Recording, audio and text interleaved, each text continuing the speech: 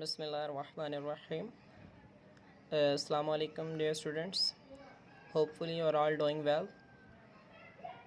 Welcome to all of you from this platform. Students, आज के इस वीडियो में हम 12वीं जमात के केमिस्ट्री के पर्चा को डिस्कस करेंगे कि केमिस्ट्री के पर्चे को बोर्ड में किस तरीके से अटैम्प्ट करना है।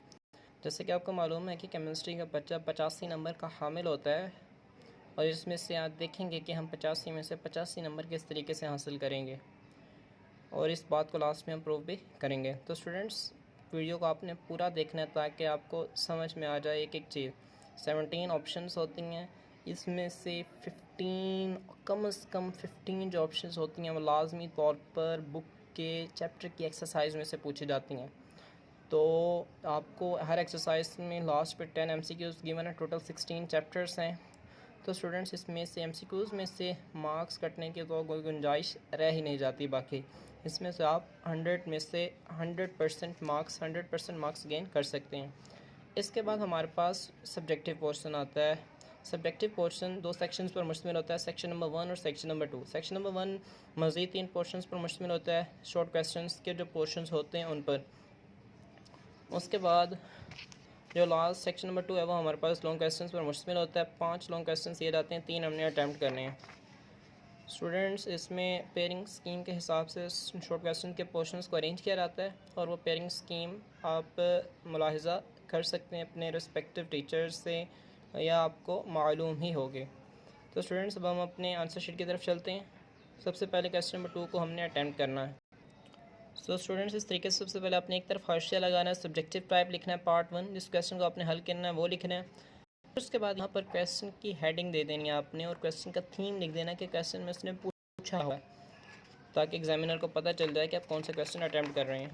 तो स्टूडेंट्स, इस तरीके से आपने केमिस्ट्री के पेपर को हल करना है। इसमें 12वीं जमात की केमिस्ट्री में बेसिकली इक्वेशंस हैं, हमारे पास फार्मूलाज हैं, फंक्शन ग्रुप्स हैं। तो ये इंतहाई इंटरेस्टिंग और क्वाइट डिफ़िकल्ट हैं, बच्चों के लिए वैसे समझ नहीं पाते। तो स्टूडेंट्स, आपने इक्वेशंस को लाजमी लिखना है। जैसे भी इक्वेशन है इसको कोशिश करें कि आप थोड़ा सा पॉइंट आउट करके लिख दें, क्योंकि 12वीं जमात के पर्चा में हमारे पास इक्वेशन चेक होती है और इससे हमारे पास इक्वेशन चेक करके एग्जामिनर आपकी एबिलिटीज़ को मालूम कर लेता है और इस तरीके से हर क्वेश्चन में आपको इक्वेशन नज़र आएगी। आपने बेहतरीन तरीके से अपने पेपर को अटैम्प्ट करना है। कैटलिस्ट लाजमी लिखने हैं, कैटलिस्ट लिखने में आपने कोई गलती नहीं करनी। स्टूडेंट्स, आप देख सकते हैं यहाँ पर हमारे पास हमने सिस ब्यूटीन और ट्रांस ब्यूटीन तैयार की बेस रिडक्शन और लिंडलर्स कैटलिस्ट की मदद से। इनको आपने हाईलाइट कर देना है। और स्टूडेंट्स, इक्वेशंस जो हैं केमिकल इक्वेशंस ये बहुत ही अहम है 12th के पर्चा में। और केमिकल इक्वेशंस देख के मैंने आपको बताया कि एग्जामिनर आपकी एबिलिटीज़ का अंदाज़ा लगा लेता है, तो आपने इन केमिकल इक्वेशंस को बेहतरीन प्रिपेयर करना है। तो स्टूडेंट, जैसे कि आपको नज़र आ रहा है, आपने बेहतरीन तरीके से अपने पेपर को अटैम्प्ट करना है। स्टूडेंट्स, इस तरीके से कई कन्वर्जेंस के जो पोर्शंस होते हैं उसमें हमने कोशिश करेंगे आप थोड़ा सा इंग्लिश में बता दें, लेकिन नहीं बता सकते टाइम का मैं, तो आप डायरेक्ट इक्वेशंस भी लिख दें। अगर आपके वो ठीक है तो आपके पूरे मार्क्स मिलेंगे। इसके बाद जो क्वेश्चन नंबर 3 है शॉर्ट क्वेश्चंस का, उसका आगाज़ करते हैं। पहला पोर्शन वर्ड सिंथेसिस के रिलेटेड है। इसमें आपने देखें, मैंने कैटलिस्ट नहीं लिखा, टीचर ने पॉइंट आउट किया हुआ है कैटलिस्ट के, तो आपने कैटलिस्ट को लाजमी लिखना है, इसके मार्क्स कटते हैं।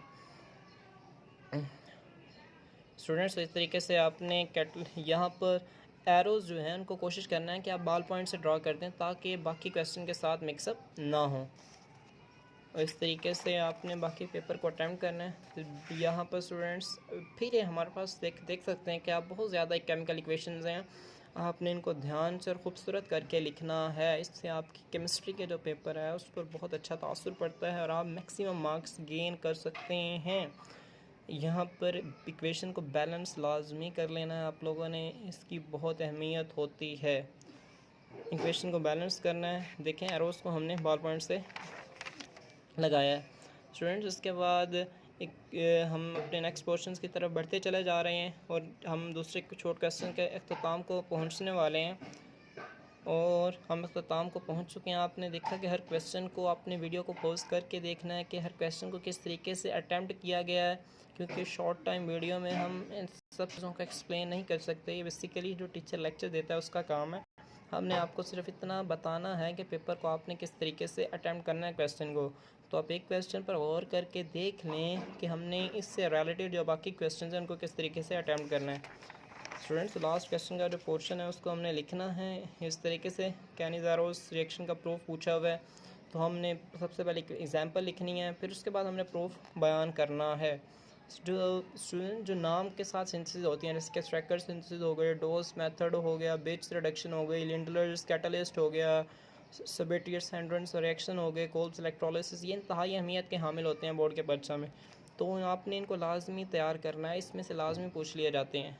उसके बाद टेम्परेचर्स वगैरह ये लाजमी लिखने हैं आपने, जैसे मैंने आपको पहले भी बताया। उसके बाद केमिकल फार्मूलाज पूछ लिए जाते हैं, कैटलिस्ट वगैरह पूछ लिए जाते हैं। टेम्परेचर जैसे देखें, जहाँ पर टेम्परेचर में माइनर सी मिस्टेक है तो वो हमारे पास पॉइंट आउट की गई है, आपने गलतियों को रिपीट नहीं करना। स्टूडेंट्स, जैसे कि अमीनो एसिड, इसमें हमने डेफिनेशन लिख दिया और एग्जांपल दे दिए। इसमें हमने फार्मूला नहीं लिखा, तो आपने फार्मूला लाजमी लिखना है, लेकिन इस चूँकि इसकी ज़्यादा इंपॉर्टेंस नहीं है इसलिए हमें पूरे मार्क्स दिए गए हैं। लेकिन एग्जामिनर पर बेहतर तासुर डालने के लिए आपने फार्मूलाज भी लाजमी लिखने हैं। इसके बाद अब हम अपने लॉन्ग क्वेश्चंस की तरफ चलते हैं। लॉन्ग क्वेश्चंस वो करने हैं जो हमें बेहतरीन तरीके से आते हैं। केमिस्ट्री के लॉन्ग क्वेश्चन जैसे कि आप देख सकते हैं, इसमें कन्वर्जन जो होती हैं वो बहुत अहमियत की हामिल होती हैं। जैसे कि क्वेश्चन नंबर 9 का बी पार्ट, क्वेश्चन नंबर 6 का बी पार्ट, ये 4 हमारे पास रिएक्शंस दिए गए हैं। हमने हर रिएक्शन को पेपर पे अटैम्प्ट करना है, तो हमें हर रिएक्शन का एक एक नंबर मिल जाएगा, इसमें से नंबर कटने की कोई गुंजाइश बाकी नहीं रहती। तो कोल्ब्स इलेक्ट्रोलिसिस इसको हमने बेहतरीन तरीके से एक्सप्लेन किया। सबसे पहले आपने इसकी केमिकल इक्वेशन, फिर मैकेनिज्म, एनोड पे क्या रिएक्शन होता है, कैथोड पे क्या रिएक्शन होता है, फिर इसकी लिमिटेशंस क्या हैं, ये लाजमी आपने लिखनी है। फिर उसके बाद SN2 रिएक्शन है, SN2 रिएक्शन की डेफिनेशन, फिर एग्जांपल, फिर मैकेनिज्म लिखना है, फिर सिंगल स्टेप मैकेनिज्म, फिर डायरेक्शन ऑफ रिएक्शन पॉइंट, फिर चेन ऑफ हाइब्रिडाइजेशन, फिर invariant of configuration, molecularity, reaction kinetics. Students, ये सारे पॉइंट्स बुक पर नहीं दिए गए, तो स्टूडेंट्स आपने इन पॉइंट्स को यहाँ से मुलाहिज़ा करना है और इसी हिसाब से आपने SN1 रिएक्शन को तैयार करना है। इस चैप्टर में SN2 SN1 रिएक्शन इंतहाई अहमियत के हामिल हैं और इन दोनों में से आपको कोई ना कोई एक सवाल बोर्ड में लाजमी पूछ लिया जाएगा। इसके बाद चैप्टर नंबर 7 में से हमारे पास क्रैकिंग का पोर्शन दिया गया है। क्रैकिंग की डेफिनेशन लिखनी है, फिर एग्जांपल, टेम्परेचर हमने लाजमी लिखना है, फिर टाइप्स हैं इसकी। टाइप्स के बाद हर टाइप को हमने एक्सप्लेन करना है। खाली थर्मल क्रैकिंग लिख देंगे तो इससे हमारे पास ये हमारे लिए यूज़लेस है, तब तक हम इसके साथ कोई एक्स्ट्रा चीज़ नहीं लिखते। तो हमने इसके साथ एक एक्स्ट्रा चीज़ लाजमी लिखनी है, इससे एग्जामिनर पर अच्छा तासुर पड़ता है, वो हमें फुल मार्क्स देता है। उसके बाद चैप्टर नंबर 12 में स्टूडेंट्स यहाँ पे एल्डोल कंडेंसेशन दी गई है। वहाँ पे दो अहम लॉन्ग क्वेश्चन हैं। एल्डोल कंडेंसेशन कैनिज़ारोस रिएक्शन, 95% चांसेस हैं कि आपको इन दोनों क्वेश्चन में से कोई एक बोर्ड में पूछा जाएगा, तो आपने इन दोनों क्वेश्चन को लाजमी अटैम्प्ट करना है और इंतहाई खूबसूरत तरीके से अटैम्प्ट करना है, जैसे कि आपको दिखाया गया है। एल्डोल कंडेंसेशन में स्टूडेंट्स यहाँ पर गलती करते हैं कि यहाँ पर डबल एरो बुक में दिया गया है, लेकिन स्टूडेंट्स सिंगल एरो इस्तेमाल करते हैं, तो आपने गलती से बचना है। इस तरह स्टूडेंट्स आपने मैकेनिज़्म, जो बुक में मैकेनिज़म्स दिए गए हैं वो इंतहाई अहमियत के हामिल है, मैकेनिज़म्स को समझना है। मैकेनिज़्म इस तरह जहन में नहीं बैठते क्योंकि हर क्वेश्चन का डिफरेंट मैकेनिज़्म होता है, तो आपने हर मैकेनिज़्म को बेहतरीन तरीके से अंडरस्टैंड करना है। फिर आपने उन मैकेनिज़म्स की प्रैक्टिस करनी है ताकि कोई गलती बाकी ना रहे। और उसके बाद हाइब्रिडाइजेशन का क्वेश्चन है। स्टूडेंट्स, ये हाइब्रिडाइजेशन आप कोशिश करें कि आप वही हाइब्रिडाइजेशन लिखें जो आपने क्लास फर्स्ट ईयर में पढ़ी थी, इससे एग्जामिनर पर भी अच्छा तासुर पड़ेगा क्योंकि वहाँ पर बेहतरीन तरीके से इसे एक्सप्लेन किया गया था। हमने भी वही हाइब्रिडाइजेशन के क्वेश्चन अटैम्प्ट किए हैं। स्टूडेंट्स देख सकते हैं कि आप यहाँ पर बेंजीन की हाइब्रिडाइजेशन पूछी गई थी और हमने कितने बेहतरीन तरीके से बेंजीन का स्ट्रक्चर ड्रॉ किया है, फिर उसके जो अनहाइब्रिड ऑर्बिटल्स उन्हें ड्रॉ किया, फिर डिलोकलाइजेशन ऑफ इलेक्ट्रॉन्स को ड्रॉ किया। स्टूडेंट्स, इसके बाद हमारे पास ल्यूकस टेस्ट है, ये भी इंतहाई अहमियत का हामिल है लॉन्ग क्वेश्चन में। चूँकि छोटा सवाल है इसलिए हमने इसमें जो बेसिकली चीज़ें हैं वो कैटलिस्ट है और उसके बाद हमारे पास टाइमिंग है, टाइम कितनी है, और ये line at forms an oily layer on surface, ये लाजमी लिखनी है आपने। स्टूडेंट्स, अगर आप देख सकते हैं कि हमने किस तरीके से अपने पेपर को अटैम्प्ट किया है, अगर आप इस तरीके से अपने पेपर को अटैम्प्ट करेंगे तो स्टूडेंट्स इंशाल्लाह आप भी मार्क्स 100% मार्क्स गेन कर सकते हैं।